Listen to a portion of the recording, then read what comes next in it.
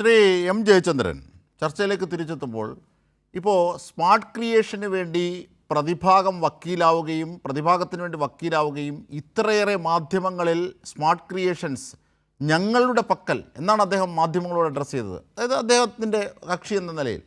പക്ഷേ അങ്ങനെയുള്ള സ്മാർട്ട് ക്രിയേഷന് വേണ്ടി പരസ്യമായി മാധ്യമങ്ങളിൽ പോലും എത്തി പ്രതികരിക്കാൻ തയ്യാറായ ഒരാൾ ഇങ്ങനെയൊക്കെ ഫയലുകളുടെ കാര്യത്തിൽ ആക്സസ് കിട്ടിയാൽ അത് ഉപയോഗിക്കാതിരിക്കുമോ?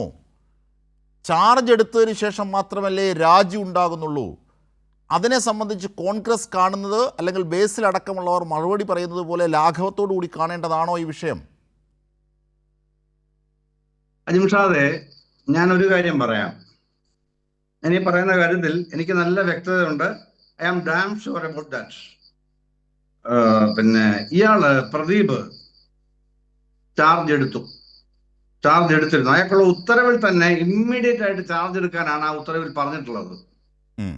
ഉത്തരവ് വരുന്നത് കഴിഞ്ഞ മാസമാണ് കേട്ടോ, ഈ ജൂണിലൊന്നും അല്ല. അതോടെ മനസ്സിലാക്കണം.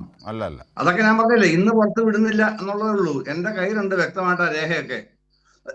എന്നിട്ടാണ് പിന്നെ പ്രിയപ്പെട്ട ബേസിൽ വിട്ടിരുന്ന് പറയുന്നത് അദ്ദേഹം ചാർജ് എടുത്തില്ല എന്നൊക്കെ പറയുന്നത്. ബേസിൽ പക്ഷെ അത് കണ്ടു കാണില്ല, ജയചന്ദ്രൻ അത് കാണുകയും ചെയ്തു, അത് കരസ്ഥമാക്കി വെച്ചിട്ടും ഉണ്ട് ആ ഉത്തരവ് കേട്ടോ.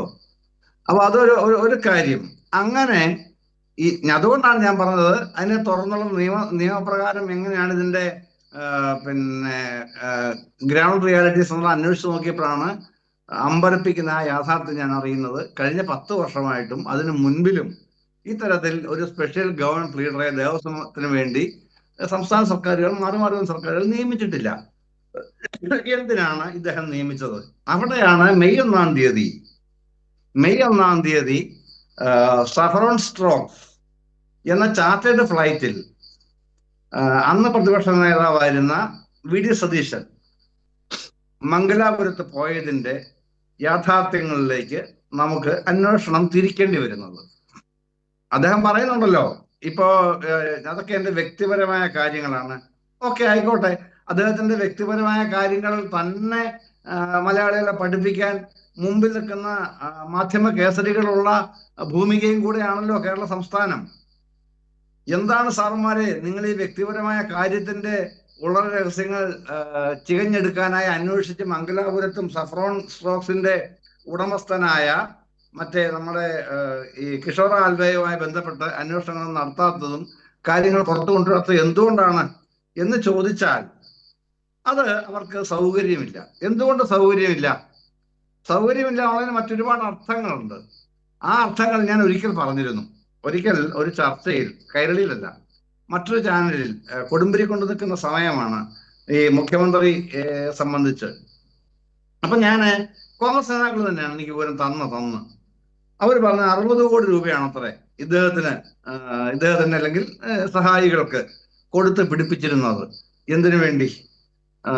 പിന്നെ ഇദ്ദേഹത്തെ മുഖ്യമന്ത്രിയാക്കാൻ വേണ്ടിയുള്ള ground support, pressure group, ginger group ഇത്യാദിയൊക്കെ ഉണ്ടാക്കിയെടുക്കുന്നതിന് വേണ്ടിയിട്ട് ചെയ്തത് ഞാനൊരു ചർച്ചയിൽ പറഞ്ഞിരുന്നതാണ്.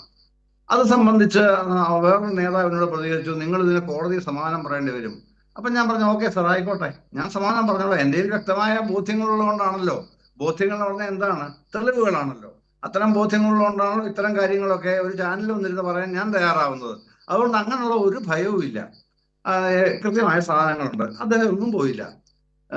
ഇവിടെ ഇതുവരെ നമ്മുടെ മുഖ്യമന്ത്രിയെ സംബന്ധിച്ച് വിവരിച്ചിട്ടുമില്ല. അദ്ദേഹത്തിന്റെ സ്വാതന്ത്ര്യം, അദ്ദേഹത്തിന് പറയാൻ സൗകര്യമില്ലെങ്കിൽ ചോദിക്കാൻ മാധ്യമങ്ങൾക്ക് സൗകര്യമില്ല. അതാണ്